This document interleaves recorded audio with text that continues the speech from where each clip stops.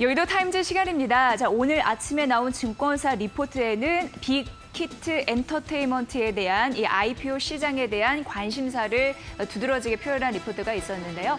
팬덤 경제학이라고 또 잘 정리된 그런 리포트와 함께 연관돼서 말씀드리도록 하겠습니다. 자, 빅히트 엔터에 대해서 빅머니 자금이 무브가 될 것이다라는 예상들이 나타나고 있는 상황인데요.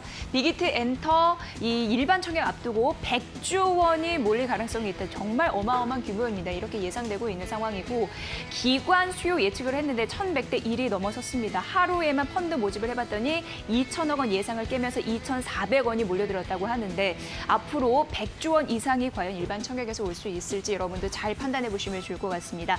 자, 오늘 바로 빅히트 엔터 하나금융투자에서는 아침에 리포트를 냈는데요. 지금 대부분의 증권사의 리포트를 보니까 공모 상단 거의 13만 5천 원으로 예상하고 있는 상황이고 하나금융투자가 지속적으로 제일 목표가 상단 위에 있습니다. 38만 원을 제시를 했습니다. 과연 이 근거들 찾아볼 수 있을 텐데요. 실적에 대한 모멘텀도 잘 챙겨보셔야 될 것 같습니다. 우선 21년도가 중요한데 이 하나금융투자에서는 매출액을 1.5조 원, 1조 5천억 원 이렇게 예상하고 있는 상황이었고 영업이익이 3,080억 원 정도 예상하고 있는 그런 부분이었습니다. 하지만 여러분 꼭 주의해야 할 부분이 있는 게 21년까지 코로나19가 크게 완화가 되지 않아서 그 오프라인 콘서트가 거의 전무하거나 많이 이루어지지 않거나 그리고 온라인 쪽에서도 이 투어 횟수가 더 증가하지 않는다면 이게 떨어질 수 있습니다. 지금 1.5조에서 1.2조로 떨어질 가능성이 있고 영업이익 같은 경우에도 2,500억 원 수준으로 낮아질 가능성이 있어서 목표 주가 산정할 때 이 희비가 좀 엇갈릴 가능성은 염두에 두시고 시장을 바라보셔야 되지 않을까라는 생각을 해봤습니다.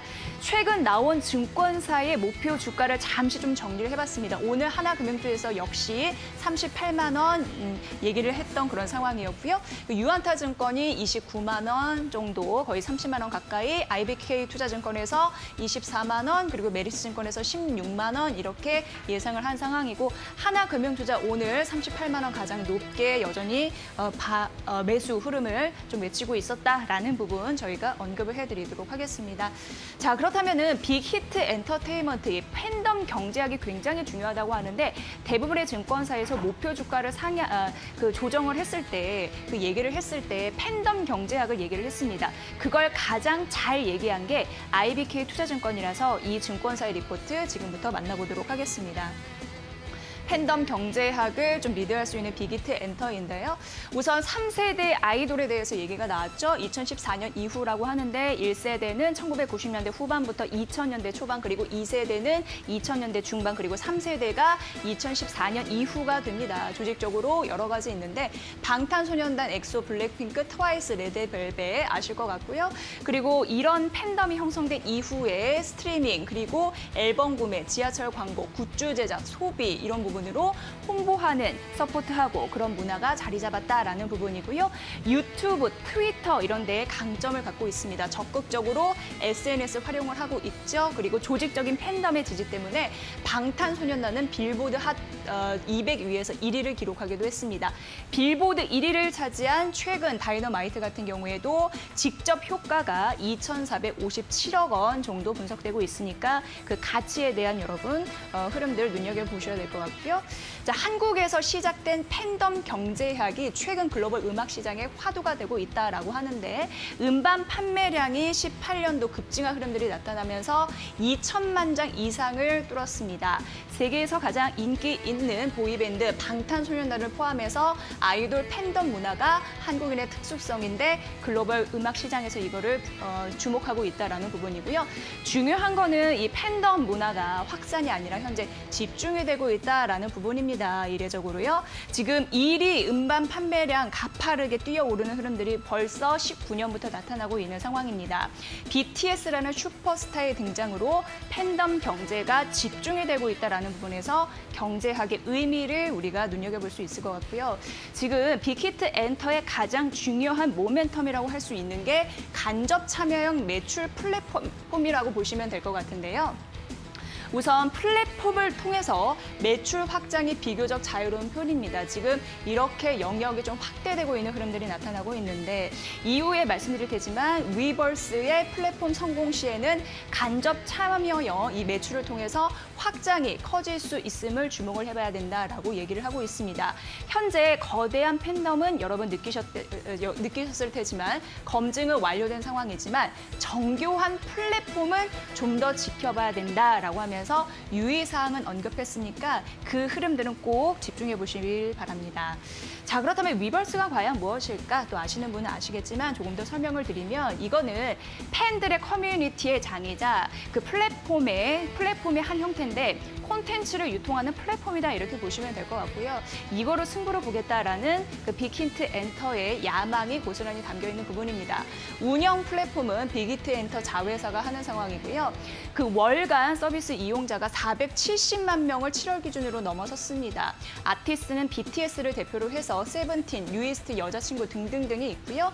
MD, 그리고 앨범, VOD, 스트리밍 포함해서 영상 콘텐츠를 판매하고 있습니다.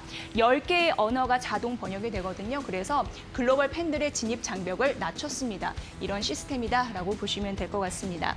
자, 위버스에 대한 얘기를 좀 해드렸는데 지금 팬덤 경제학 플랫폼으로서 중요한 의미를 나타내고 있는 상황이죠. 자, 무엇보다도 온라인 콘서트가 진행되고 있는 상황이고 그리고 멤버십이 운영되고 있는 흐름들 나타내주고 있습니다. 온라인 티켓 구매 이런 부분으로 확장을 할 것이다라는 부분이 있는 상황인데요. 현재는 BTS 팬덤의 의존도가 확대되고 있는 상황이나 플랫폼을 고도화한다면 소속 아티스트 활용도가 좀 높을 것으로 예상되고 수익성도 높을 것이다라는 부분입니다. 최근 상장을 통해서 앞으로 상장을 통해서 자금이 유입될 텐데 그걸 통해서 서비스 고도화에 집중하겠다라는 의지 이런 부분으로 앞으로 경제학의 모멘텀, 팬덤 경제학 주시해 보시면 좋을 것 같고요. 앞서서 말씀드렸지만 위버스 플랫폼 같은 경우에는 월간 사용자가 벌써 7월에 400만 명을 넘어서서 현재 500만 명 가까이 되고 있는 상황이고요. 누적 가입자 수 같은 경우에도 8월 보니까 거의 900만 명을 가깝게 치고 올라오는 상황입니다. 플랫폼으로서 그 위치를 자리 잡아가고 있다라고 보시면 될 것 같고요. 아티스트와 팬들과의 커뮤니티이나 이게 중요하죠. 향후 독립적인 플랫폼으로 이게 가능할지에 대해서는 여전히 고민이 필요한 시점이다. 왜냐하면 이걸 성장 동력으로 추구하고 있는 상황이지만 현실화될 수 있을지 여러분이 지켜봐야 할 과제이다 이렇게 얘기를 하고 있습니다. 자, 그래서 빅히트 엔터 같은 경우에는요. 대부분의 증권사가 공모가 밴드 상향에서는 3.5에서 한 4조 중반 정도로 시총을 바라보고 있습니다만 팬덤 경제 같은 경우에는 이게 더해진다면 거의 8조 가까이 그 자금의 흐름을 보여주고 있는 상황입니다. 이렇게 예측을 하고 있는 상황이죠. 위버스의 성공 척도는 일반 소비자의 지갑을 여는 부분이다라고 얘기했는데요. 이게 중요한 부분이 일반 소비 같은 경우에는 현재 7.1조 원 정도이고 라이트 팬층 같은 경우에는 6천억 원 그리고 코어 팬 같은 경우에는 970억 원인데 일반 소비자를 라이트 팬층이나 코어 팬층으로 옮겨서 매출액을 좀 상승시키는 그런 시나리오를 예상하고 있기 때문에 팬덤 경제에 대한 모멘텀이 있다라고 얘기되고 있는 상황입니다. 큰 문제 없이 간접형 그런 매출이 오를 경우에는 곱하기 2, 3배 정도 성장이 가능할 것이다 예상되고 있는 상황이고요. 팬덤 경제 규모 그래서 거의 8조 원 가까이 7조 9천억 원 바라보고 있으니까 이 중요도도 무시할 수 없을 것 같습니다. 자, 그래서 미디어 엔터의 단기 투자 전략, 이제 투자 전략으로 가보도록 하겠습니다.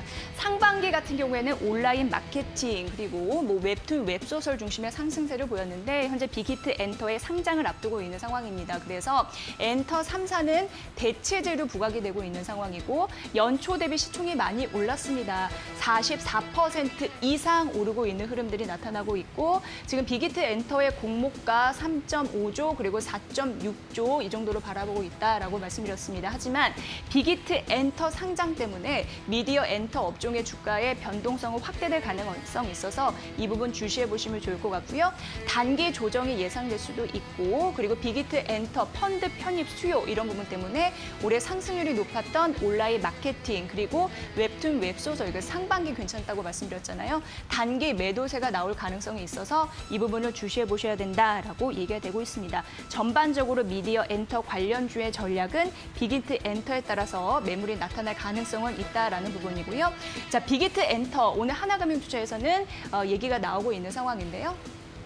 지금 목표 주가를 얘기를 하고 있는 상황이죠. 이거 IBK 투자증권이 24만 원 예상을 했거든요.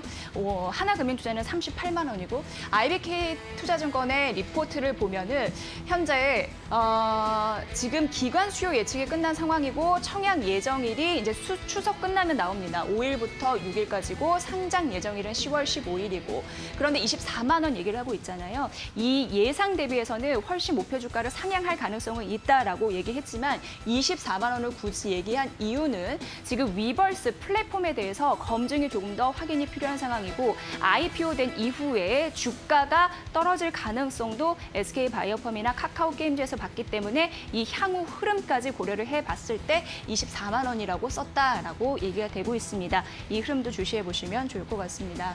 자, 목표 주가 상단 그리고 흐름까지 좀 알아봤습니다. 24만 원 IBK 투자증권, 하나금융투자 38만 원 얘기를 하고 있는데요. 과연 어느 쪽으로 봐야 될지 여러분도 팬덤 경제학에서 그 힌트를 얻어보시기 바랍니다. 추석 연휴 끝나면 이제 일반 청약 대기하고 있습니다. 관심 있으신 분들 끝까지 주시하시기 바랍니다. 자, 오늘 빅히트 엔터 IPO 소식까지 전해드렸습니다. 여의도 타임즈 시간이었습니다.